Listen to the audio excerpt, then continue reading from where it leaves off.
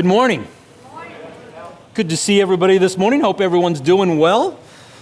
I see some special guests from far away. Very cool. Good to see you guys. Well, welcome to the second installment of our series, Endless Possibilities. Why would God choose me?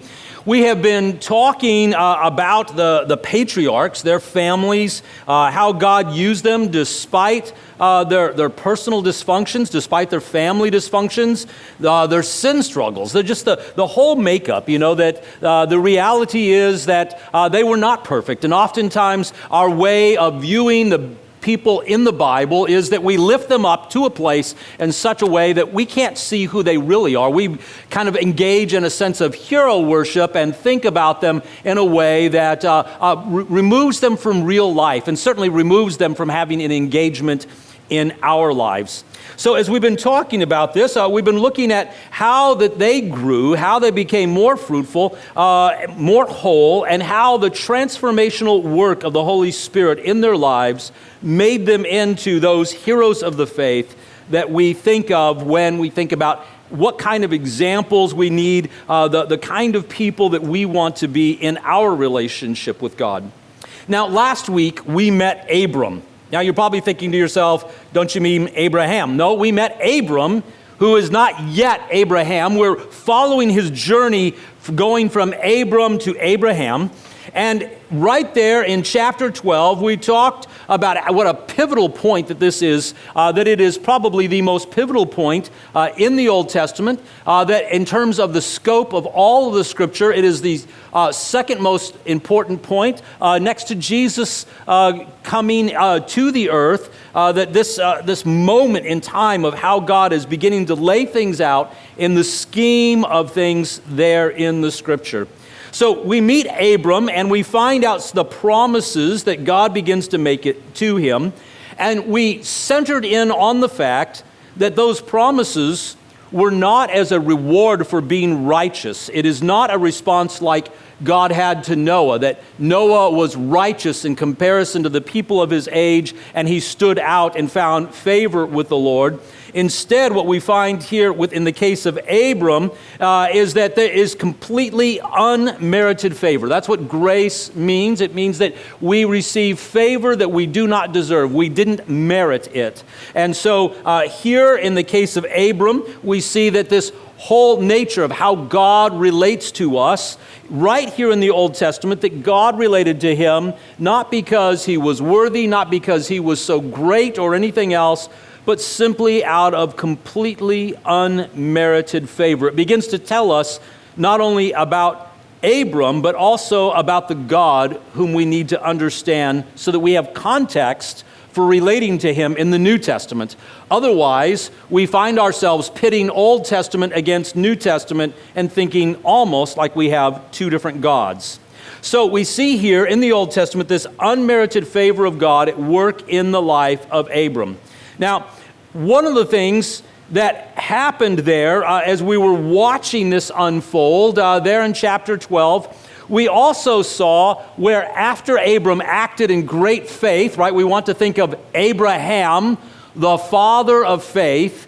And yet after he makes this tremendous journey that seemed impossible to go from the the Chaldeans, all the way over to the promised land of Canaan, and the whole experience of all the travel, the difficulties, thinking back to what it would have been like in his day and age. No Motel 6 to leave the light on for you, no McDonald's to stop and let the kids play and trash the furniture or anything like that. No, we have just this tremendous heroine journey, that goes through, and we say, man, what a great man of faith. He arrives in Canaan, he blesses the Lord, he worships him, everything's looking really good, and then he feels the need to go down to Egypt because there is a famine in the land. And as he goes down to Egypt, we watch all that completely fall apart when it comes to his wife, Sarai. He gets there, and instead he acts very cowardly, hiding behind his wife. Sarai, who is not only his wife, but his half-sister, and we don't even want to get into that. But he does nothing to protect her and tells everyone that simply that she's his sister, which is partly true, and leaves her to Pharaoh.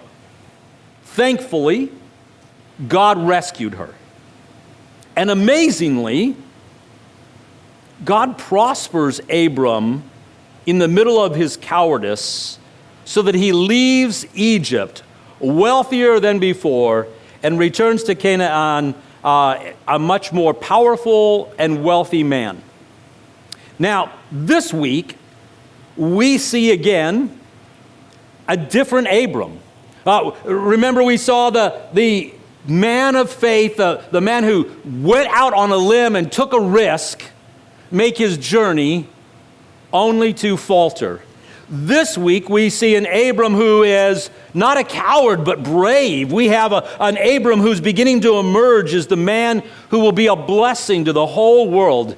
So today, in today's lesson, as we look at Abram, we're also going to talk about his nephew Lot and do a lot of contrasting between the two of them. As well, we're going to do a contrast between two kings, Melchizedek, king of Salem, and Bera, king of Sodom.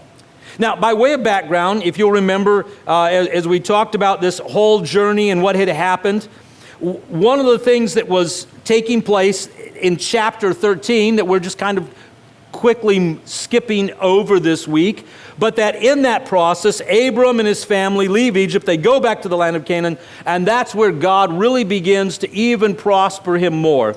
Now, he prospers such to the point that he and his nephew Lot have to separate themselves because the area is too big for them to graze all of their livestock. And so at this point, they are both wealthy men. Keep in mind that wealth in that day would have been measured primarily in terms of your flocks, your herds, the things that you would have had. The idea of a cash currency type of society doesn't really exist at that point. And so primarily wealth is in terms of the people in your household, the prosperity of how you are, your land and of your animals and things like that. And so they are both very wealthy, and they have to put distance between themselves for the sake of their cattle to have enough room to graze. Abraham suggested at this point, says we need to put this distance between us, and he does something that's quite surprising. He lets Lot pick which field and which direction he wants to go in. Lot looks up, seizes the opportunity, and goes to the fields that look best. He picks what is best for himself, as most people do, which lay in the direction of the cities of Sodom and Gomorrah. Actually, 4 different cities there we're going to talk about in just a moment. But Abram went his way in the opposite direction, and that becomes, as it were, kind of illustrative of everything that will happen from here out between Abram and Lot, the difference in how they approach life. Abram always looking out for Lot and for others, and Lot, well, always looking out for himself. As we enter here into chapter 14 then, we meet the kings Elisar, Shinar, Elam, and Goyim, who have teamed up to make war on the kings of Sodom, Gomorrah, Admah, and Bela. And when they did, they plundered these kings. But in that process of plundering the kings, they also decided to plunder all the people in the respective areas surrounding them, including the lands and the family of Lot. So they took Lot captive, along with his family, his servants, his riches, and then one of Lot's men escaped and brought word of those events to Abram, asking him to redeem his kinsman. And that's where you and I get to pick up. Genesis chapter 14, beginning in verse 10. If you're using a phone or a tablet, please set that to silent. Otherwise, I'm going to be reading from the English Standard Version. Please follow along in whatever translation you have in your lap. That's my favorite one because you're reading it. Genesis chapter 14, beginning in verse 10, we read these words. Now the valley of Siddim was full of bitumen pits, and as the kings of Sodom and Gomorrah fled, some fell into them, and the rest fled to the hill country. So the enemy took up all the possessions of Sodom and Gomorrah and all their provisions and went their way. They also took Lot, the son of Abram's brother, who was dwelling in Sodom and his possessions, and they went their way. Then one who had escaped came and told Abram the Hebrew, who was living by the oaks of Mamre, the Amorite, brother of Eshcol and Aner, who were allies of Abram. When Abram heard that his kinsman had been taken captive, he led forth his trained men, born in his house, 318 of them, and went in pursuit as far as Dan. He divided his forces against them by night, he and his servants, and defeated them and pursued them to Hobah, north of Damascus. Then he brought back all of his possessions, also brought back his kinsman Lot with his possessions, and the women and the people. And after his return from the defeat of Chedorlaomer and the kings who were with him, the king of Sodom went out to meet him at the valley of Shavah, which is the king's valley. And Melchizedek, king of Salem, brought out bread and wine. He was priest of God Most High. And he blessed him and said, "Blessed be Abram by God Most High, possessor of heaven and earth. And blessed be God Most High, who has delivered your enemies into your hand." And Abram gave him a tenth of everything. And the king of Sodom said to Abram, "Give me the persons, but take the goods for yourself." But Abram said to the king of Sodom, "I have lifted my hand to the Lord, God Most High, possessor of heaven and earth, that I would not take a thread or a sandal strap or anything that is yours, lest you would say, 'I made Abram rich.' I will take nothing but what the young men have eaten, and the share of the men who went with me. Let Aner, Eshcol, Mamre take their share. And I will take nothing. Blessed be the reading of God's holy word."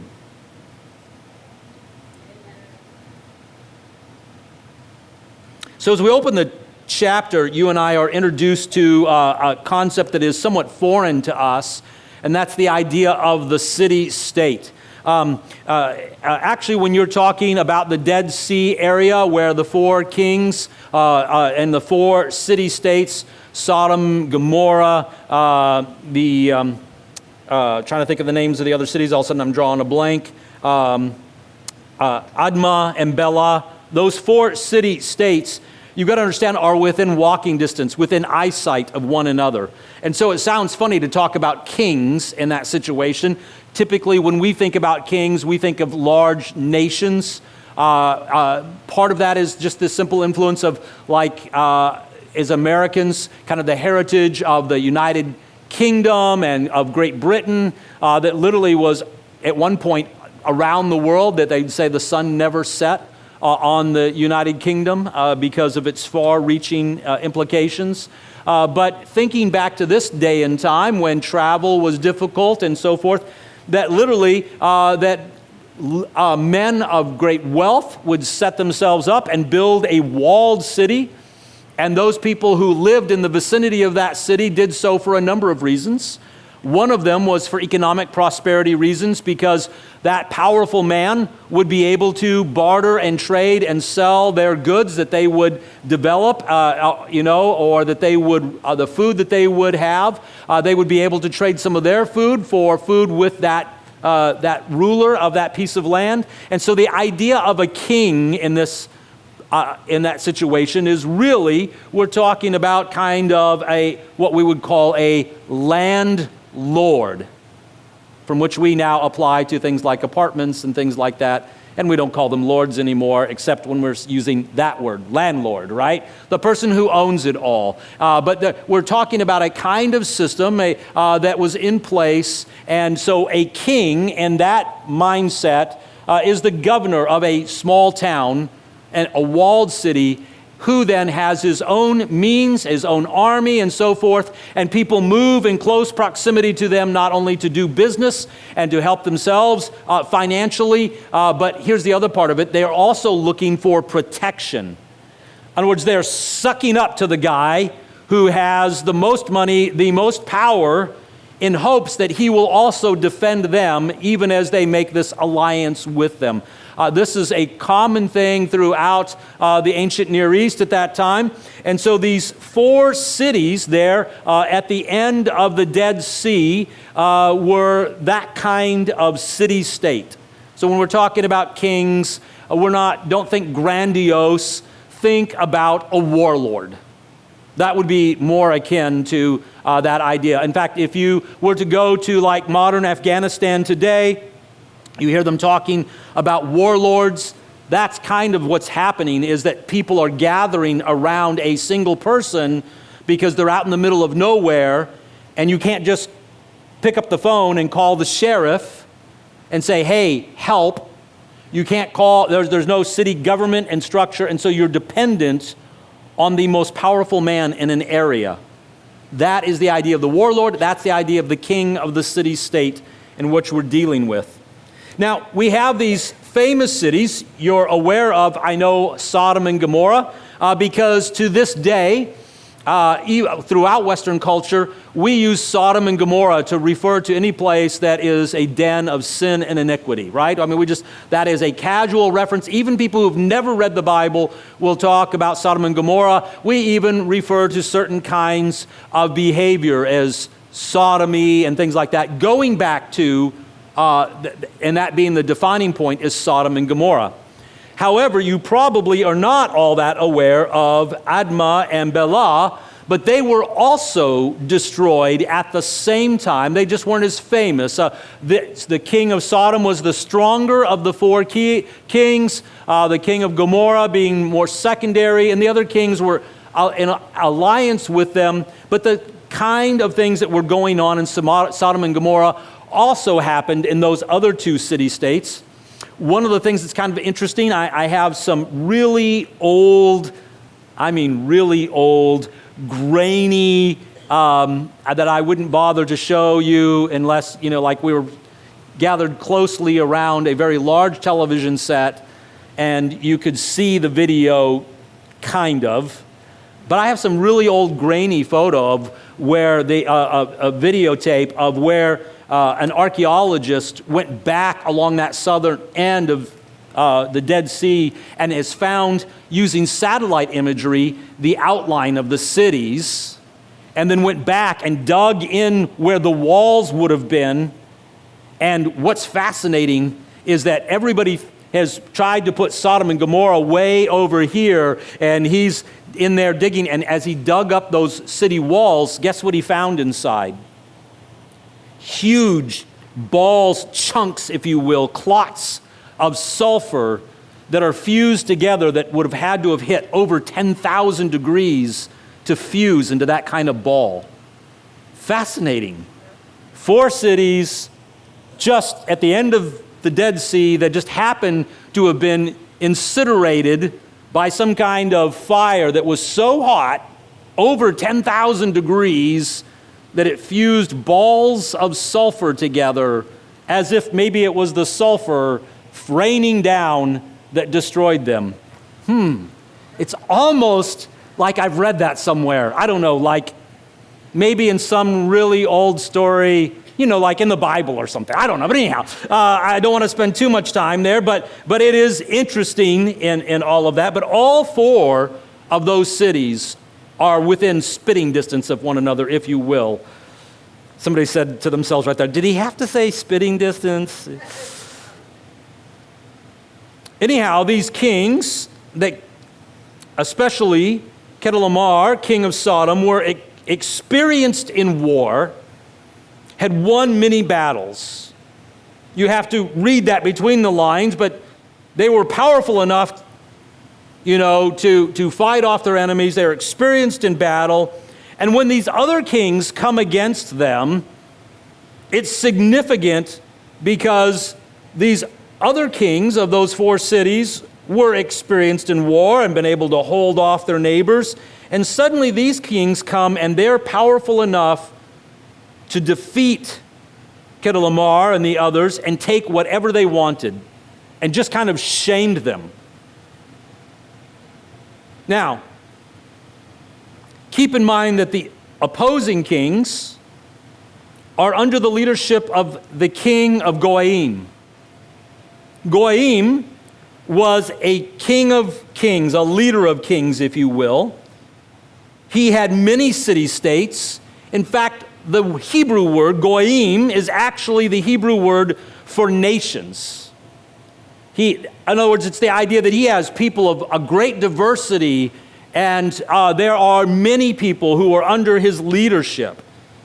That word Goyim in Hebrew is also used as a slang for groups of people who are unclean, or even for an individual in an insulting kind of way.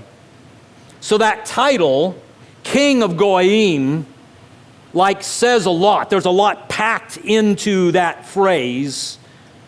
A leader of many lands, of a diversity of people, of a sense of that you and I would get the idea of him being unclean. It's no wonder that the Dead Sea region was defeated, because just him by himself could have probably done that, but he brought his allies with him. And then, as you and I realize that he's a leader of that kind of army and able to defeat a multiplicity of armies of 4 cities, then you and I have to take one more step back and go, wait a minute. And he is defeated by Abram. Whew. What kind of man is Abram at this point? See, you and I, if we forget for just a moment that not every event of someone's life is recorded in the Bible, sometimes we get this kind of silliness. We read it in a 21st century mindset, and we think to ourselves, we've just covered 2 chapters, so we think it's the next day.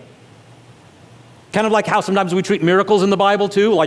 Everything was happening every 5 minutes. There was a miracle. Somebody was, okay, back off, back down a little bit.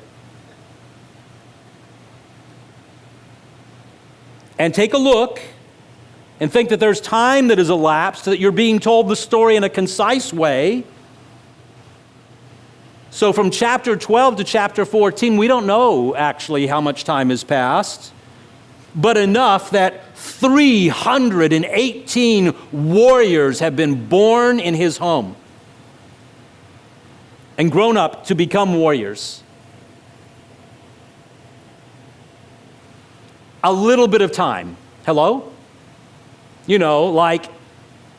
At least 20, maybe 30 years have transpired between the Abraham who was in Egypt and went, Sarai, tell them you're my sister so they don't beat me up, to Abram who has an army. His army, not his entire household, his army has 318 men trained for war that they can go up against nations, Goyim, and take back out in the middle of nowhere, in a moment. Hey, saddle up, let's ride. We're going to go wipe out an army that's made up of 4 different city-states, and one of them is so large and so powerful they call him King of Goyim. And we're going to go stop him in his tracks and take back everything that is ours and make sure that he never rises again. Wow. Isn't that a far cry from the guy who was shaking in his boots, who thought to himself, I should just let this man have my wife? It's significant, isn't it? And so there's been a lot of change in the life of Abram. And we go back to that promise in chapter 12 that the nations, Goyim, will be blessed by Abram. And we're beginning to see a man who is in change. He's shifting. Things are happening so that Abram is growing into the promise to become someone who can be a blessing. Now, if you've got a sizable army of about 300 and it's that powerful, you've got to estimate that Abram's household is probably well over 1,000 people by now. Well over. Because those men probably have wives and they have children, and he has his immediate household. And so this is a very large household. If you think about it in that way, that Lot has prospered in the same way, and they decide they have to go in opposite ways, you got to be thinking, what kind of cattle do you have to support a household if your household alone is 1,000 people, and Lot is prospering in the same manner because he's been doing life with you, and you have to separate? I mean, we're talking about some serious territory. So Abram is wealthy and he is powerful. He has amassed his own army. Remember what I said about city-states? Essentially, Abram has become his own city-state. Essentially, Abram is what everybody else would call a king. And so, in the midst of that, you and I get this picture here of just who he has become. His social position, his wealth. And here, the interesting thing is that this is the very first passage in the Bible where we're told directly that there is war. Kind of interesting in itself, isn't it? I mean, in the previous 13 chapters, there are things about people infighting with one another. There are hints that there have been wars, but here's the first time that it's actually spoken of.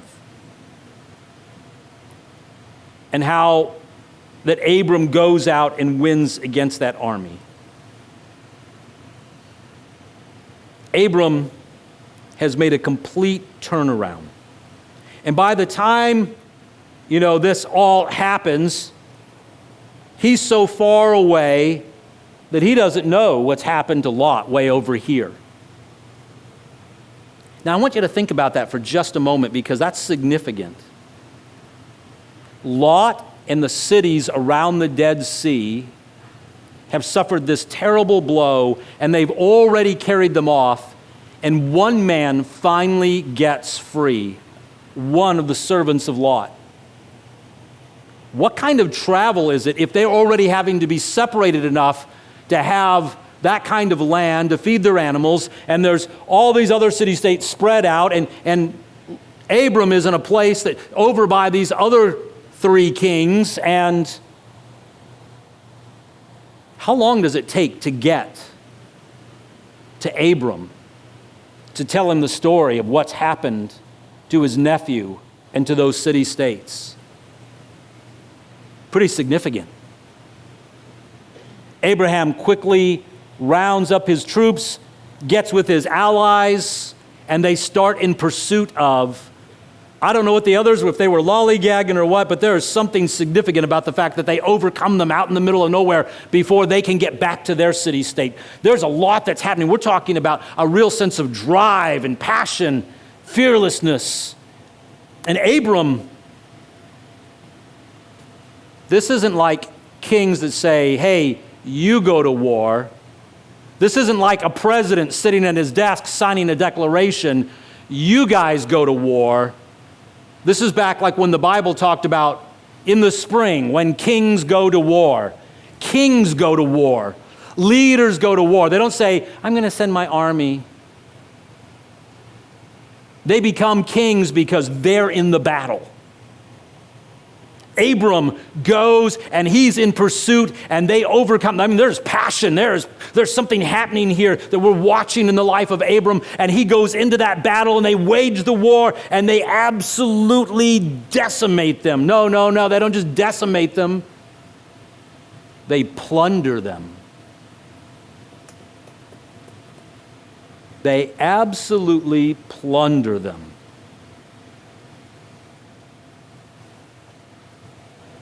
And then they come back, and the spoils of war belong to whom? The victor. See, now we have rules for engagement and stuff where we say, like, you can't just go plunder your enemy. We have rules about things, but not back in that day, buddy. There was no council or world peace council or whatever. It was, I conquered them, and everything they have now is mine, including their life. That's the way wars were fought. Abram comes back with everybody's stuff.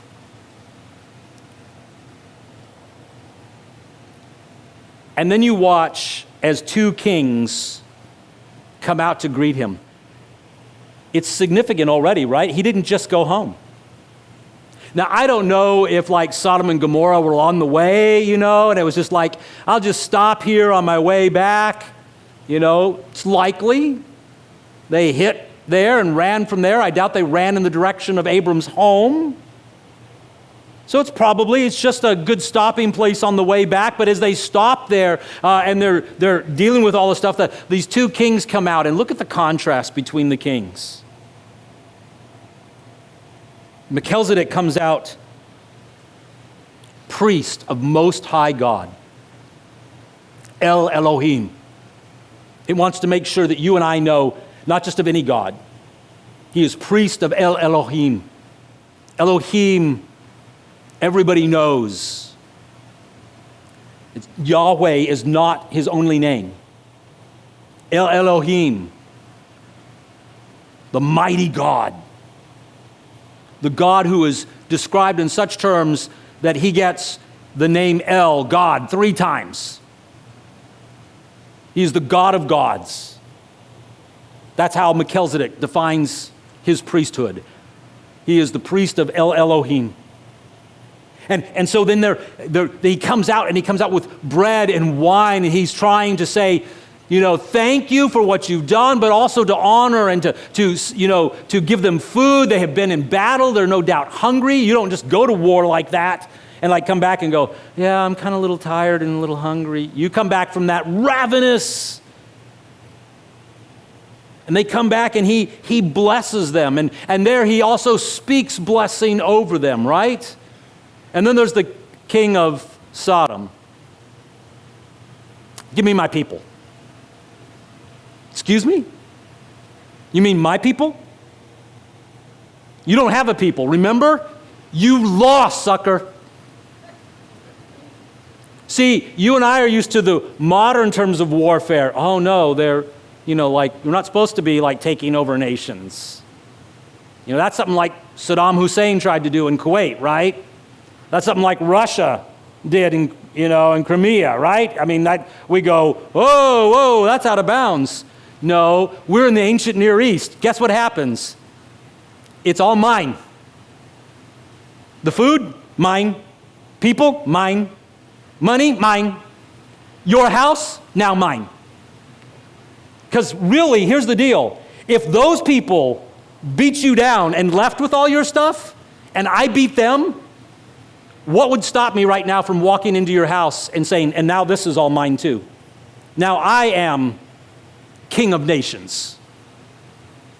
Nothing. This guy's a raging idiot. Hey, you're going to give me back my people, and you can just keep the stuff as, payment from me. No payment, buddy. I just took what I wanted. There's nothing you could do to stop me in this moment. Do you see the contrast between the arrogance of the king of Sodom, comes out with nothing in his hands and demands everything, and then there's the king of Salem who sees what's happening, and he comes out and he brings blessings. Multiple blessings. And in the midst of that, Abraham recognizes that he's speaking blessing over him in the name of the Lord, and so he gives him 10% of all that he had. Not just the spoils of war, but all that he had. He took 10% of that, 10% of everything he had. He said, this is here. You get all of this. to honor Melchizedek, to see God's blessing. God's word and his promises are becoming true in the fullest sense, so that Abram is now a blessing to whom? Nations. At least 4. Not to mention his neighbors that went with him, and now they get a share, right? Because he said they get to keep their shares. That's fine. He's blessed his 3 neighbors. He has blessed the 4 nation states at the end of the Dead Sea. He's blessed his nephew. Abram is already what? A blessing to the nations. Now, granted, okay, there's 4 other nations that are not real happy with him right now, but when you're defending people, well, you can't always make everybody happy. So he sets things that are right. He sets things back in place. There's something really significant about what we're watching, who Abram's becoming. God's word, his promises were becoming true. Not yet in the fullest sense, but Abram was growing into them, and it took a long time. A long time. In fact, you know what? That might be the word of the Lord for somebody here today. Because you know what? Sometimes that's exactly what happens is we read chapters 12 to 14 and we go, oh, see, God blessed him, and we feel like God has spoken a blessing over our life, but we forget that from chapters 12 to 14 that we're talking about 20, 30, 40 years in the making, and instead we think that we're supposed to just turn the page and everything is supposed to start happening because God spoke a blessing over my life and we haven't done anything to grow into the person whom God has called us to be. Hello? I just think that might be a word for somebody. Now, 2 side notes really quickly. This is where we meet Melchizedek. Priest and king. He is king of Salem. Salem means peace. That's interesting in and of itself. We will later know the city of Salem by its larger name, Jerusalem. He's the king of Jerusalem. He's the king of peace. He's priest of God Most High, El Elohim. You see the picture that's emerging here. And there is a blessing that is coming from the priest Melchizedek on to Abraham, because the king of peace, the king of righteousness, he is blessing the lineage of Abraham. Later on, we'll see Jesus identified as Prince of Peace, King of Righteousness, Lord of Jerusalem. I wish I had more time to unpack that for you, but I can't right now. So, other side note is that the tithe Abraham paid. Can I just point out, for all the people who want to tell me all the time that tithing is old, is like not biblical today and all that kind of, can I just point out, we're talking before the law of Moses. There was no law of Moses. You cannot tell me that the tithe is tied up with the law of Moses, because this is law. Moses doesn't even exist yet. Abraham did it because that's what faithfulness looks like. And if you look in the New Testament, I challenge you to find where anybody gives less than 10% and is ever called faithful. I challenge you to find me anywhere in the Bible where someone gives less than 10%, grows into a tithe. I don't know what that means. I really don't. Less than 10% in the Bible is always not faithful. In fact, in the New Testament, the only time people are called faithful and stand out for their giving is when they give everything they had.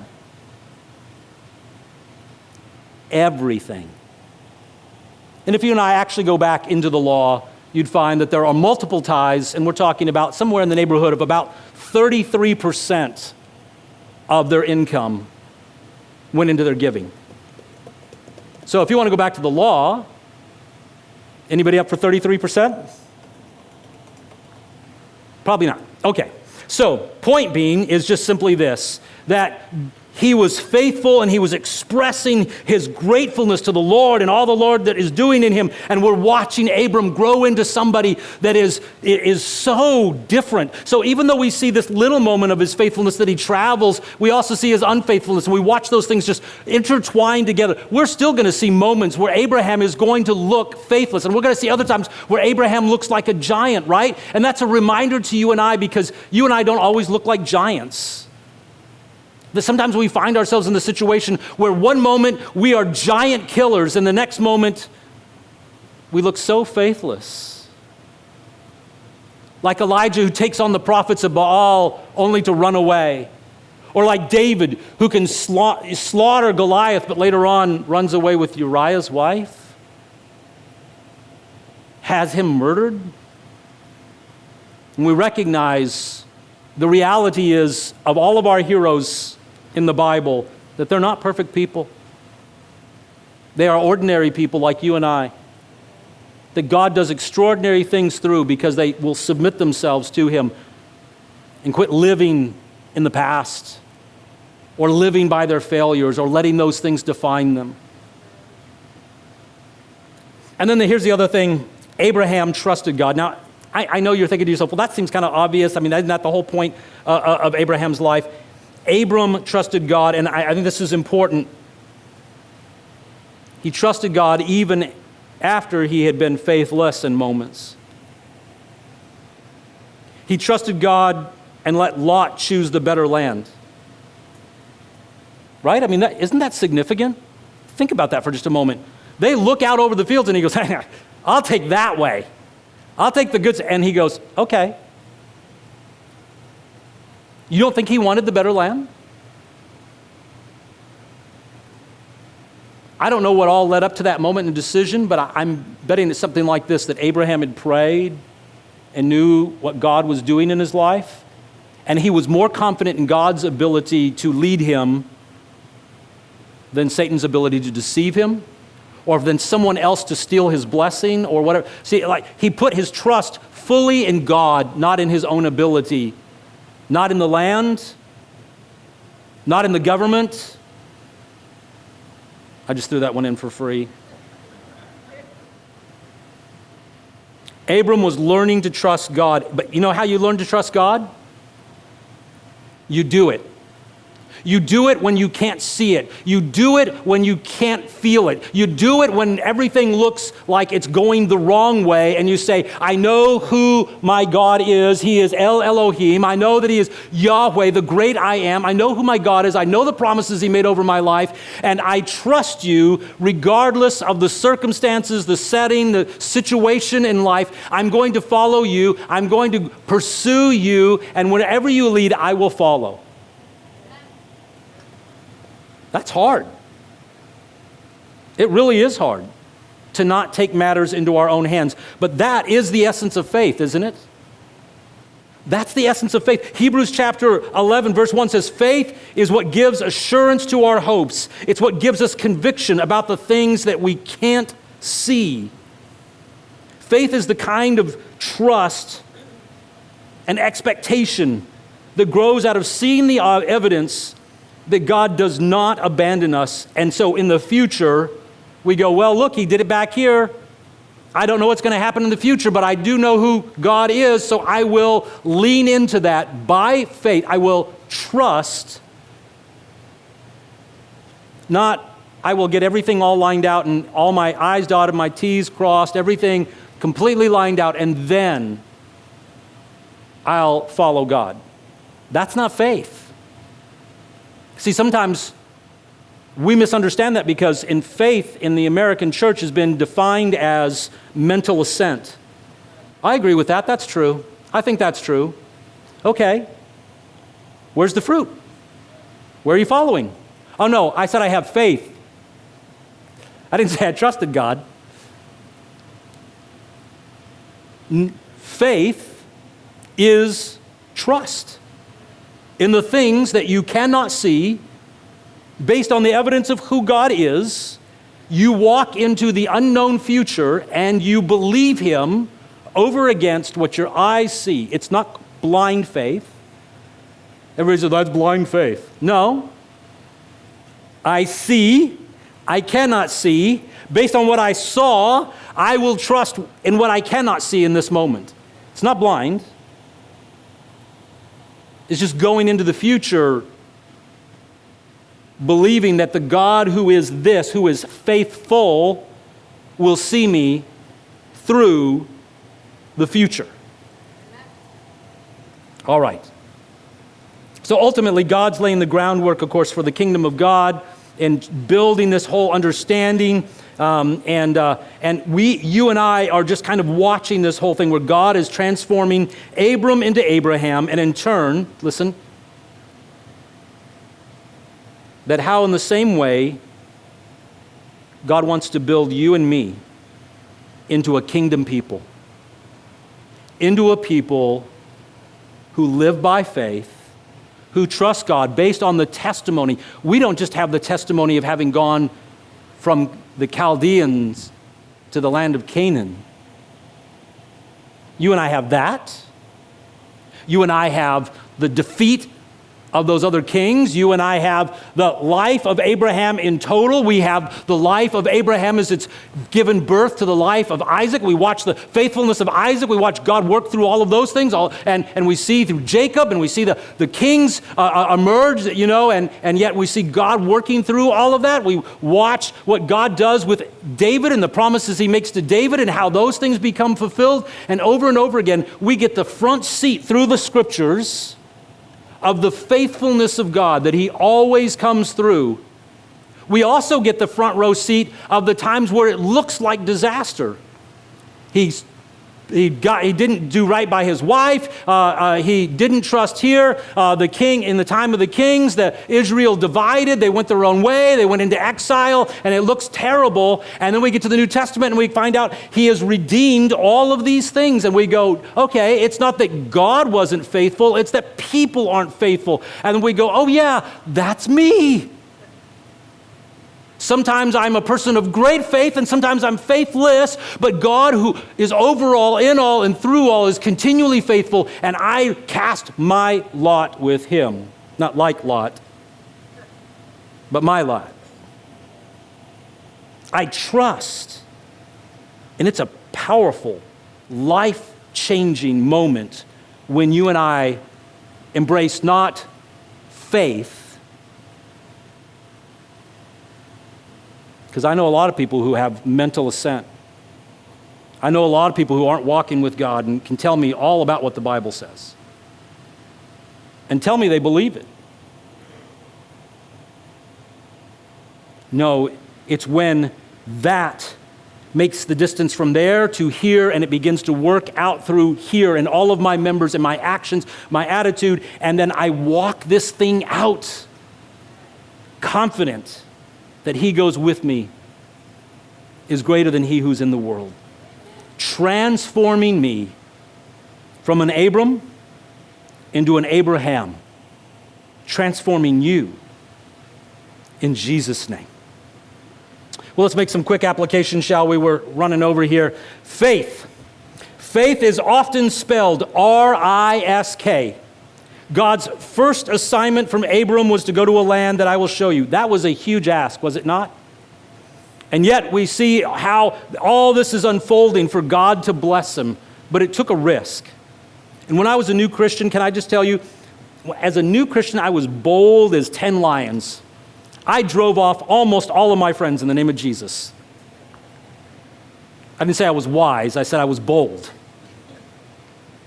So I started evangelizing my friends without fear. I made a lot of mistakes. But one of the things I was taught as a new Christian is that I was supposed to make disciples, and I had great faith to do so. And even after some of them turned away, I also saw some come, and I just began to grow in my trust, my confidence that God would work through that situation. Here's one of the things that some people did for me. They assured me that they were not rejecting God. They were rejecting God, not me. And so I was not easily deterred.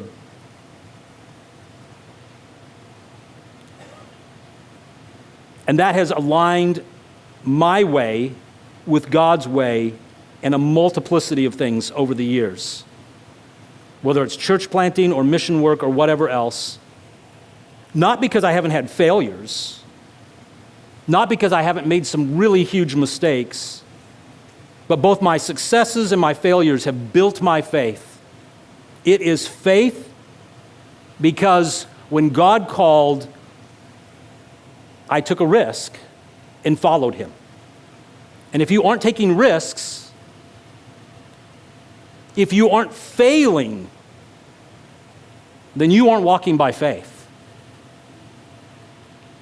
Can I just tell you, if you're not failing, can I just really emphasize that again? You're clearly not walking by faith. Because if you got everything right the first time, you were well executed, well planned. But I doubt you were, I'm sorry, I just don't believe you. I've never seen a real leader that walks without a limp. Never seen it. I've seen some really famous people who walk without a limp that I wouldn't trust for anything. A lot of them on TV. Second, when Abraham trusted God to take care of things, be it Lot, the Dead Sea kings, or whatever, he saw God's blessing. And so faith was not just taking a risk, it was also about leaving the worrying in the hands of God. Because worry doesn't change anything. And I think one of the things that I have to come back to all the time whenever I find myself in that place where it's not that I'm not willing to take a risk, but that I'm beginning to worry about the risks I've taken, and I begin to let those things tamper the way and control the way that I'm responding. And in those moments, I have to take my declaration and say, no, I believe what God said in the midst of it over against the way the circumstances are playing out, and I will take my stand here. And can I just tell you that faith is not just taking the risk, faith is also leaving it in the hands of God without trying to determine the outcome. And third, the promise of God to bless those who bless. While it is primarily about Abraham's blessing, can I just point out, so Melchizedek comes out and he blesses Abram, and the king of Sodom comes out and does not. The history of Melchizedek is wrapped up in the priesthood of Jesus. The history of Sodom, wrapped up in everything we think about as self-destructive behavior. Can I just tell you that there is a real point in that the general practice of Scripture is to bless and not to disdain. If you cannot bless because of sin, do not disdain. That is the cry of the psalmist, right? When he is ready, when he has contempt, utter contempt for all of his enemies, and he cries out to God, and he's asking God not only to defeat his enemies, but also it's the point of how God changed David's heart in the middle of it. It is God's place to judge them. You discern, and if it's a brother in Christ, you even admonish, but never, never, never disdain. Because when you come to the place of disdain for another person, you are looking upon someone created in the image of God, and you're saying that God made junk. That's the nicest way I can say it. Other words came to mind. You cannot look on the creation of God and look at a person with disdain and contempt and be right with God. There is no way. You have to know in that moment, when you have a murderous thought, when you have hateful thoughts in your heart, when you want someone to be absolutely utter wiped off the face of the earth, that the issue is more likely your pride than it is righteousness. And you have to step back in that moment and go, oh God, do not let me go to this place where I would curse just because I cannot bless. Worse yet, when I see my enemy blessed, that I would be willing to curse where God is blessing. That ought to make us really afraid It is not the heart of God. You let God take care of the judgment. You let God take care of the curses, but do not curse. All right, let's stand together. We hope you enjoyed worshiping with us. If you would like more info about any of the ministry opportunities or to stay connected, please visit vinelife.church. If you're watching us on YouTube, stay up to date with us by subscribing and hitting the notification bell. You can also connect to us through Facebook and Instagram. God bless you as you love God, love people, and pass it on. We'll see you next week.